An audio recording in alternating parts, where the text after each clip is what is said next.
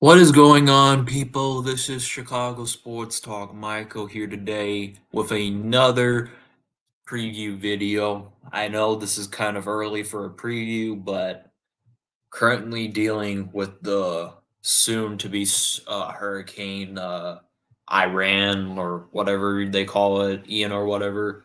That's currently going to hit Florida in about like 2 hours. So I'm just wanting to get this preview away before any of the power goes out. Um, so we got the Chicago Bears taking on the New York Giants. Um, watch this video to find out if you think that I think that the Bears are going to win. So after analyzing the Giants, because I watched the whole game, I can honestly sit here and tell you this Giants football team doesn't worry me one bit. It doesn't worry me a single bit. Now, before any Giants fans start writing essays about how I'm delusional, hear me out. This Giants team does not scare me. Because, number one, their offensive line is one of the worst in the league. Two, the wide receiving core is absolutely horrible. And you could see it from last night. And they lost Sterling Shepard, who was out for the 2022 season. Galladay just doesn't give a fuck anymore. So basically, then they don't have any weapons, and they also don't have an offensive line. Who else besides Andrew Thomas is really a threat to this pass rush? I make my point. Who's really a threat on the Giants' receiving core? Tony ain't getting much playing time. So, who really scares me on this Giants team? Evan Neal is having some growing pains, but he's a rookie. He's supposed to do that. But the Giants defense, they have a good pass rush. Kayvon Thibodeau, even though he didn't do much last night, but he's a rookie. And that other pass rusher that looks to come back, Leonard Williams, they have a decent pass rush, but a horrible secondary because they cut what's his face? That got cut. The cornerback that's on the Eagles. Bradbury. They cut Bradbury. So their secondary has been horrible. They allowed CeeDee Lamb to run all over them. So I think the key here for the Bears to win is defensively, you got to get pressure on Daniel Jones. And we've seen, and this is an interesting stat. Daniel Jones has been pressured, is top 5 in the most pressure quarterbacks. In the first 3 weeks of the season, he is the most pressured quarterback. That means YTC, Giants Nation, and Undisputed. That means he's getting blitzed a lot.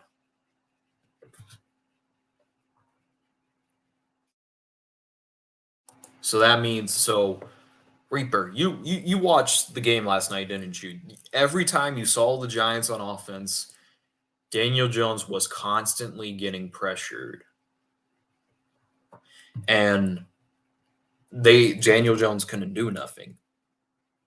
The only player that I could say that showed up last night was Barkley. And Barkley, even though I think he's going to wind up getting hurt sometime, I don't think this is last year of his contract. I don't think that it's the struggles of the offensive line will help the Giants this game against the Bears because the offensive line is absolutely horrible for the Giants. You've seen it last night, you've seen it all year. Daniel Jones basically has been pressured 9% of the time. And if you look at their 2 wins, we have to go play the who have you beaten game. Who have you beaten? You beat the Titans, bottom team. You beat the Panthers, bottom team. So you could say that the Giants have a horseshoe up their ass because they've been getting real lucky wins. Because if you saw the first game, after the Daniel Jones interception, the Titans go 3-and-out, and they punt the ball. Saquon Barkley gets a huge run, and Daniel Jones scores a touchdown. But Tennessee Titans, they were able to move the ball downfield, but the kicker missed a 47-yard field goal, I believe it was. And they didn't even look that good against the Panthers. They had the ball 2 times and only got 3 points out of it. Like the first play of the game, which was a kickoff fumble, and the Giants recovered, but they only got 3 points out of it. And they got another turnover, another fumble. Guess what? 3 points came out of it. So the Giants' offense is not that good at all. And most of it's because of the receiver talent and the offensive line. And here's the thing. I have to watch this team because I'm with Giants fans that says that they're going to smoke us next game. How? And I want to ask these Giants fans a question, and I'm not sure if I'm going to go on Brandon's show because of the hurricane that's hitting Florida. I want to ask Brandon a question. What makes you feel so confident that you can beat us? And you want to say, oh, Justin Fields had a low completion rating. Okay. But at the end of the day, the result was a win. Look, I'll say this, winning, as long as you win the games, that's what matters. And do you want to know what Justin Fields did during the Texans game that no one wants to talk about? The first drive, he was getting pressured on a 3rd and 9, I think it was. And Justin Fields, what did he do? He scrambled and got his team into scoring range. And the final drive where Khalil Herbert scored his second touchdown. After Khalil Herbert's huge run, Justin Fields did a play-action pass to Equivia St. Brown to set them up in 1st and goal territory. So even though Justin Fields, yes, he did have a bad game. I'm not going to exempt that he had a bad game. But at the end of the day, Justin Fields won the game. At the end of the I want to ask the chat a question. Let's just say you have a quarterback, and he had the same game as Justin Fields that game. Like he had one of the worst quarterback. I think he had like 106 yards that game and 2 interceptions. And y'all still won. Well, let's say your quarterback has that stat line. And this is what Bears fans, like Fast Sports Talk, says that he would rather have Justin Fields go off against the Texans but still lose than him having a bad performance but they still win at the end. Which one would you take? If you have the same quarterback with that similar stat that Justin Fields had against the Texans, would you rather have that or a quarterback that goes off but then loses it in the end?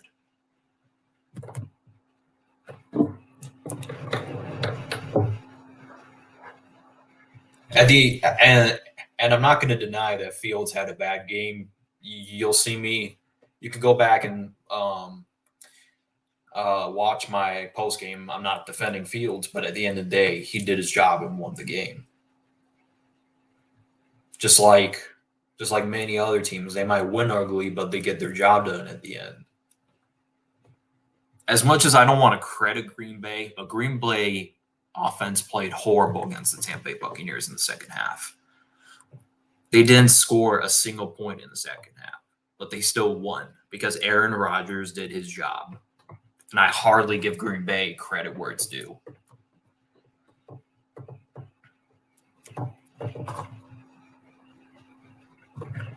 I'm just saying. Let me go back to the comments. Oh, YTC is I'm surprised Brandon in here talking his shit. Hey, good job, Reaper. You triggered a Washington fan. Hey man, Washington looks extremely like I thought Washington might do decent this year. Because I don't think Wentz is that bad of a quarterback, but my gosh. This game is a coin toss. Who coaches the game better? Yeah, pretty much. I believe that, YTC. And I think if you heard my keys to victory, YTC, I think the real key for the Bears in this game is to get pressure on Daniel Jones because you don't because I think I saw the stat on TV. It was that Daniel Jones was the most pressured, top 5 in most pressures. So I think what the Bears have to do is basically pressure Daniel Jones in order to win this game. Now, I'll say this: the front of the line concerns me. The defensive front does concern me because even though the run defense did improve last game because Roquan was a man on a mission last game, it is still a problem. And I believe Saquon Barkley is a top 10 running back when healthy. And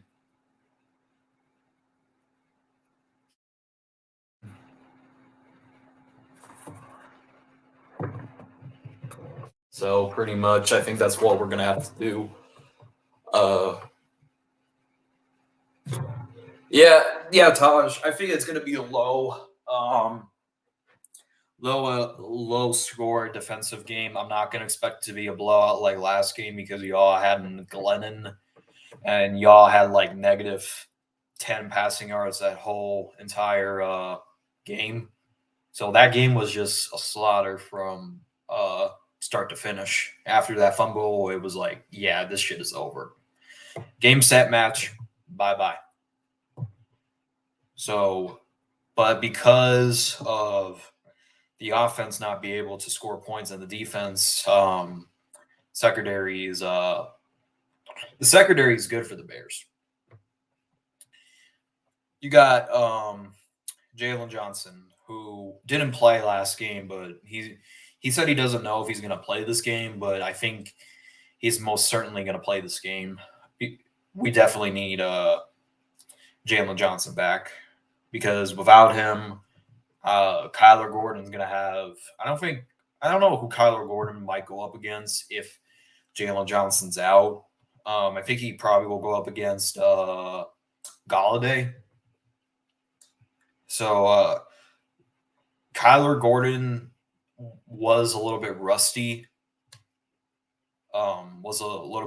Against Brandon Cooks, but Brandon Cooks is a consistent 1,000-yard receiver. But that's a tough task for Kyle Gordon. But I think if he's the number 1 CB, he's Galladay. If he was on Detroit, I probably would worry about Galladay. But Galladay's just proven that he's not worth the money that the Giants are giving him.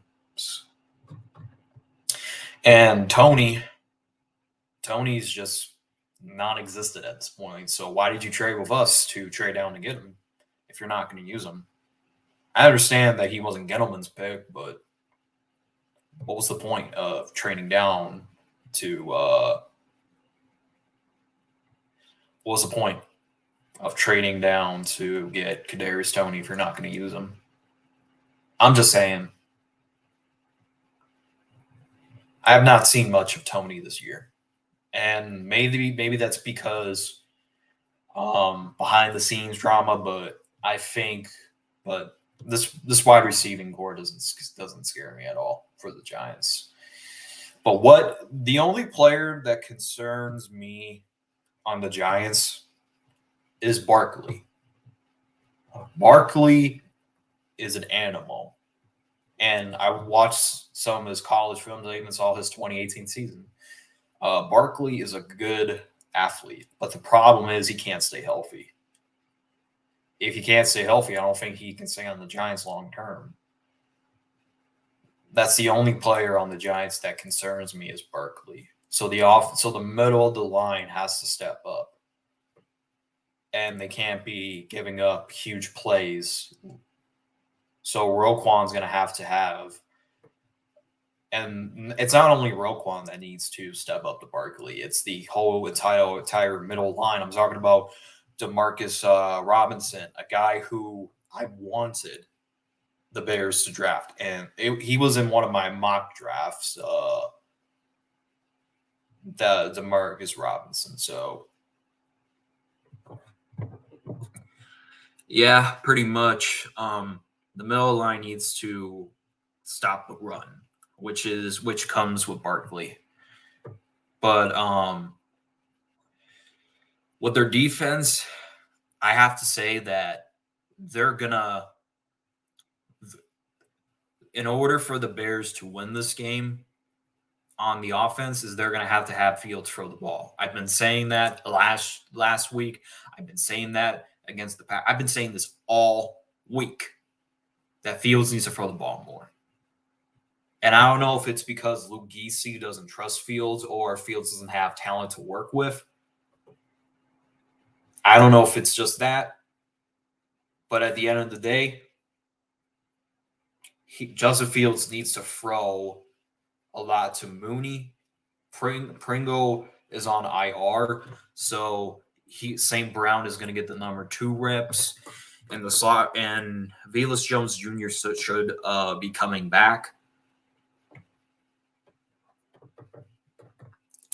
What up, Jaguar man? Yeah, that last play was horrible. I have to rewatch that interception over and over again to see who it was on. I think it was on kind of Jones's fault because I don't know what he was trying to do, but I think I might have to watch that interception again in order to say who was it really on. And the only thing that Daniel Jones, you're gonna have to make sure that Daniel Jones fumbles the ball and turns back into the Daniel Jones that we all knew and love. Yo, Jaguar man, tell your master Jagganoff to have my 20 by week 7. What up, Austin? Yeah, I'll get to my score prediction in the end. Oh, and now YTC and Austin are going at it. What's good, John Jay? What's good, John Jay? The 49ers Ultimate Report that will bring you real 49ers talk. He is no clickbait like Grant Cohen. John Jay will give you the truth, analytics, and he will not lie to you.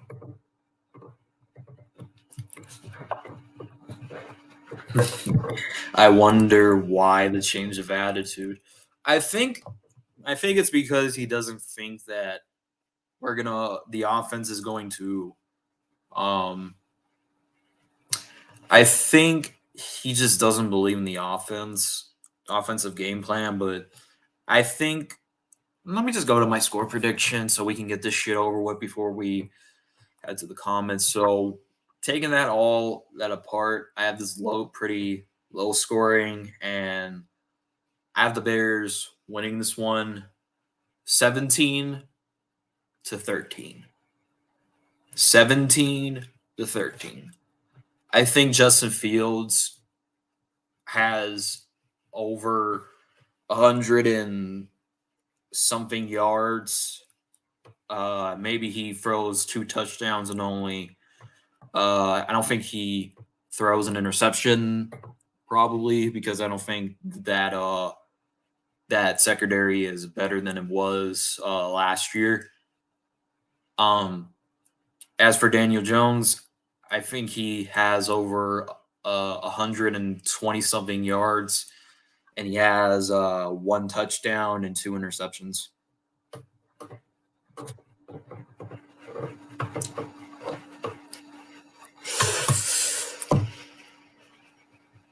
Yeah, I had to get my score prediction out of the way because y'all are talking about y'all are going off.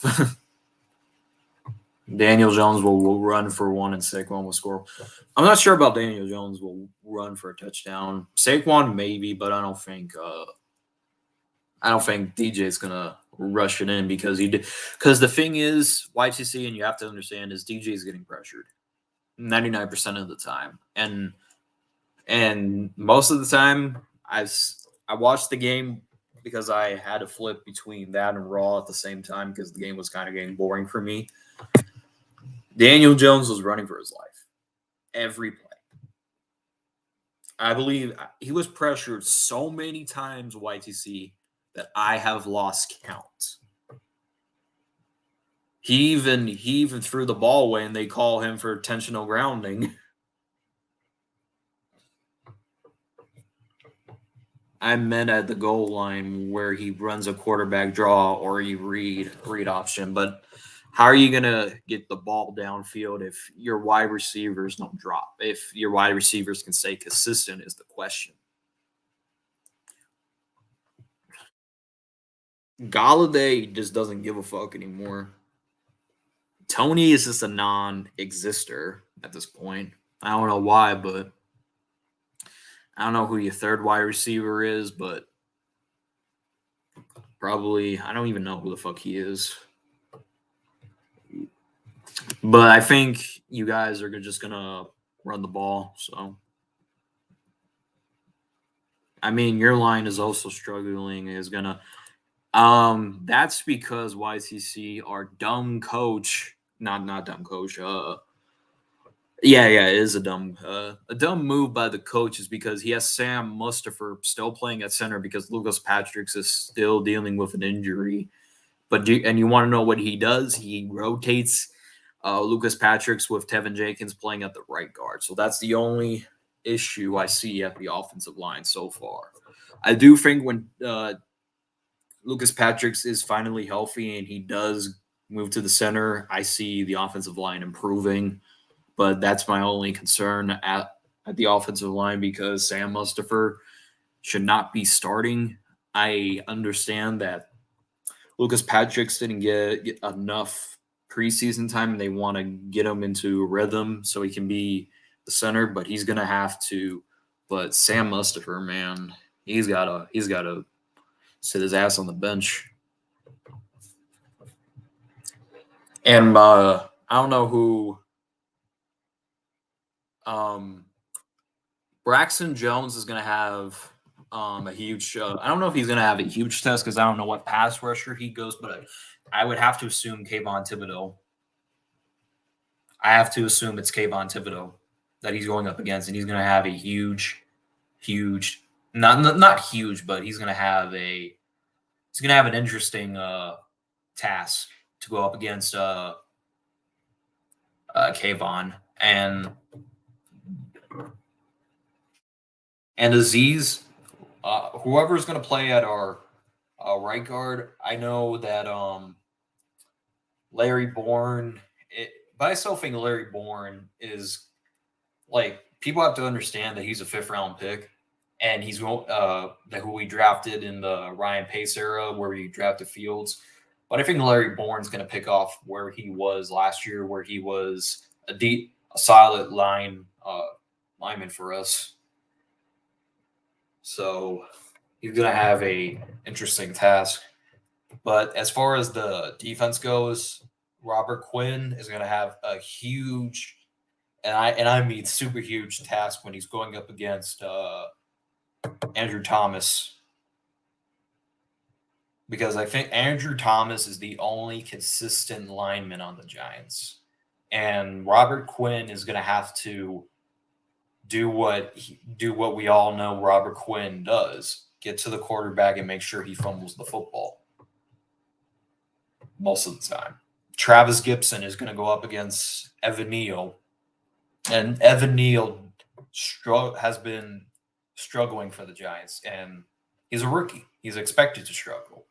So I wouldn't be surprised if Travis Gibson gets to Daniel Jones a lot this game because Evan Neal is having some growing pains. And another matchup I want to see is how I want to see Luke Easy versus Brian Duvall, or however you say Brian Dable or something. Yeah, Brian Dable. Yeah, that's his name, Brian Dable. So I want to see how they design their plays, but I see this being low scoring. Like I said, if you all know my score prediction, I have the Bears winning this 17-13. So I think that's about it. I'm surprised TOP. I'm surprised TOP didn't come up in here and talk his shit.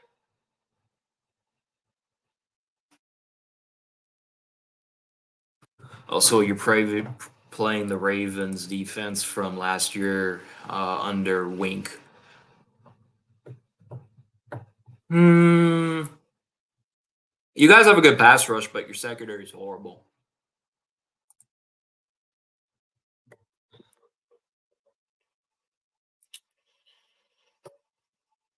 Oh yeah. I want to. Yeah. Thank you for reminding me what to see. Another interesting thing to see is which defense is more dominant. Uh, which defense is more dominant, the Bears defense or the Giants defense? I think the Bears defense will do better in this game. It's just my opinion, and that could just that and that's just my opinion because I think the Bears defense is good all around except for the middle line. But the Giants have a good pass rush. I don't know if they have a good. I don't know if Leonard Williams is coming back, but their secondary is horrible. So I think I was asked about it in the stream for when the Niners play the Bears week 1. Who do you think is going to look like a better quarterback? I actually think that's kind of a hard one to see because Fields is not getting opportunities to throw more, so I have to give it to Daniel Jones. That Daniel Jones will have a better stat line than Fields. Who will have a better run game? I think the Bears will, because the Bears just keep running the football. Just saying. And who do I think is going to have a better defense? The Bears. The wide receivers, that's kind of in middle, in my opinion.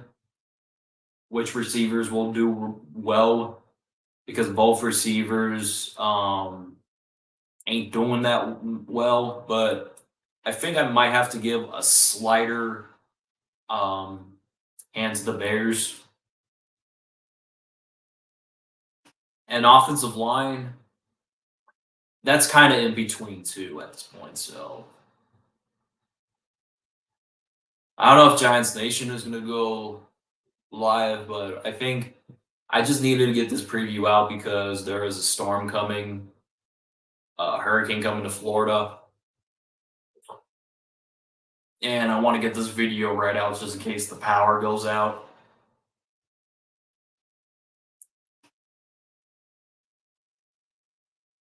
I'm surprised Austin isn't coming clapping back at you, YTC. Nah, Austin, I think, yeah, he also doubted us against the 49ers, and I remember telling him, hey man, if you don't like it, in my opinion, just fucking unsubscribe to my channel. And just like, and he finally dick ride me after that, but we'll see. So I think I got a pretty good got this shit out of the way. But unlike COP, I'm bringing up stats and shit that can unlike COP, I go by stats line. I have reasons I think we're going to I think I have reasons I think we're going to beat the Giants. He says he's not backing up his reasons about why he thinks the Bears are beating the Giants. My reasons is because they don't have their receiving core is non-existent. All line is terrible. And so I think I'm the only realistic Bears fan looking at both sides. Stay safe, then charge, and then stay safe, then start charging all your devices. Yeah, Giants Nation is gonna go live and seek payback to no. I don't think No Cap's hopping on. I'm just saying, No Cap is not hopping on. He is just like those accounts that just type like Reaper, but he doesn't hop on. Only difference is No Cap can trash talk. Reaper can't. Reaper's just a supporter that just comes in and likes the video and gives his opinion and just leaves. So he's just that kind of typer. I don't think he's going to come on stream. He's kind of like Eric Hartman, almost, but Eric Hartman's been talking so much shit, but Eric Hartman needs to. I remember Eric Hartman actually like, how do you tap the link and just we let you in and you don't even say anything? I remember Eric Hartman coming in one of our streams and he didn't even say a word. He just stayed. He just came on, but he didn't say anything. Yeah, I was reading No Cap's comments. No Cap was going all in on Giants Nation, man. It was so bad that I can't even say who won. Like, it was that bad. I don't even know who won that fight. But I think tonight's stream, if No Cap hops on, let's just say I'm wrong and he hops on, I guess that will determine the final result. I actually thought Tommy versus Mac Ultra would be good, but Mac completely bodied him. Mac Ultra completely just tore that man's soul and sucked it out of him and said, "Your soul is mine, bitch."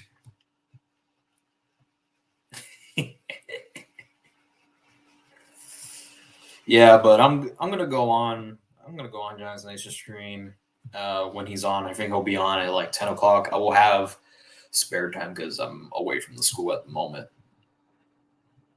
So, anyways, I want to thank everybody for watching. Bear down that like button if you haven't already. Otherwise, I'm gonna send Robert Quinn to sack you, just like he about to do to Daniel Jones next week. You better hit that like button, otherwise, Robert Quinn coming to get you. He's like the boogeyman. He comes to get you. Also, bear down the like button. Yeah, shout out to Corey Harris for not Corey Harris. Fuck that bitch. Yeah, Corey Davis. Shout out to Corey Davis for a moment. He actually gave me the idea of bear down the like button.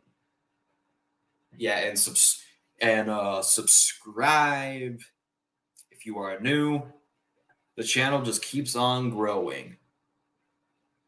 We Bears fans are mighty strong. It is time to rebuild this YouTuber foundation.